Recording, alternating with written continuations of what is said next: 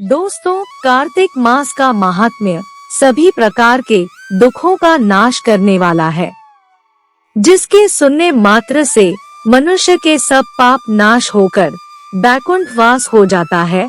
आप संपूर्ण फल की प्राप्ति के लिए कार्तिक मास का महात्म्य और कथा अंत तक अवश्य सुने। दोस्तों, कार्तिक मास का महात्म्य और कथा आरंभ से सुनने के लिए हमारे चैनल SM धार्मिक कहानियाँ को सब्सक्राइब करें। दोस्तों, अगर आपको यह कथाएं पसंद है तो कृपया शेयर, लाइक या कमेंट जरूर करें। आइए सुनते हैं अध्याय 12 का महात्म्य एवं कथा। इतनी कथाएं सुनने के बाद महाराज पृथु नारद जी से प्रार्थना की है, देवऋषि, आपने कार्तिक महात्म्य कर चतुर्थी व्रत और गृहस्थ धर्म के बारे में मुझे इतना कुछ बतलाया है, अब कृपा करके तुलसी का महात्म्य भी बतलाने की कृपा कीजिए।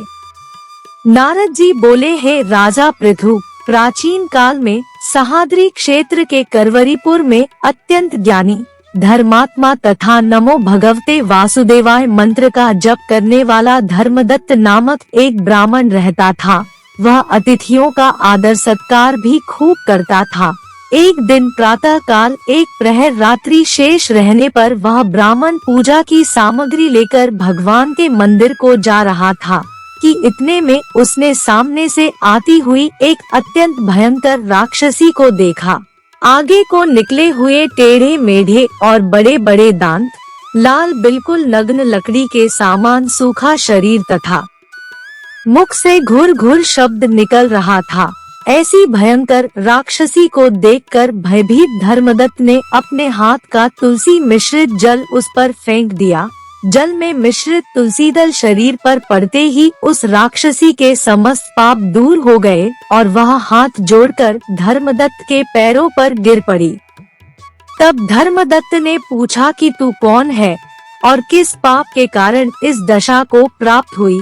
अपने पापों से मुक्त हो चुकी वह राक्षसी कहने लगी, सौराष्ट्र देश में भिक्षु नामक ब्राह्मण की मैं पत्नी थी। मेरा नाम कलहा था।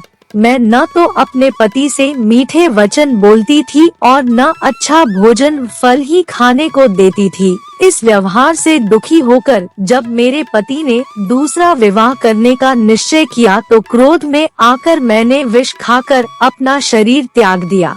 इसके बाद यमदूत मुझे बांधकर यमराज के पास ले गए।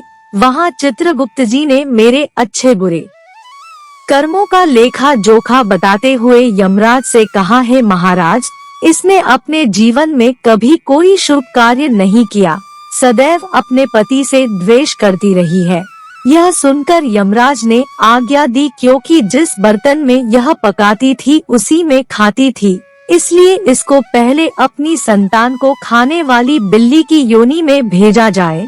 उसके बाद पति से द्वेष करने के कारण इसको विषता खाने वाली शूकरी की योनि प्राप्त हो। तदंतर क्योंकि इसने आत्महत्या की है, इसलिए यह प्रेत योनि में जाए। सो महाराज, मैं 500 वर्ष से इसी योनि में फिर रही हूँ। भूख और प्यास से दुखी होकर एक वेश्या के शरीर में प्रवेश करके मैं कृष्णा और वेणी नदी के संगम पर गई। जैसे ही मैं नदी के तट पर पहुँची, विष्णु के दूतों ने मुझे वैश्य के शरीर से निकलकर बाहर फेंक दिया। वहाँ घूमती फिरती मैं आ रही थी कि आप मिल गए। आपने तुलसी मिश्रित जो जल मेरे ऊपर फेंका है, उससे मेरे संपूर्ण पाप नष्ट हो गए हैं। अब कृपा करके इस प्रेत योनि से मेरा उद्धार कीजिए। राक्षसी से सारा वृतांत सुनने के बाद ईश्वर भक्त ब्राह्मण धर्मदत्त ने कहा, तुमको देखकर मुझे अत्यंत दुख हुआ है। मैं जानता हूँ कि तीर्थ, व्रत, दान आदि सत्कर्म प्रेत योनि में नहीं हो सकते। तुम्हारे पापा अधिक तथा पुण्य बहुत कम है, इसलिए मैंने अपने जीवन काल में जितना कार्तिक मास का स्नान और व्रत किया है, उसका आधा पुण्य तुमको देता हूँ।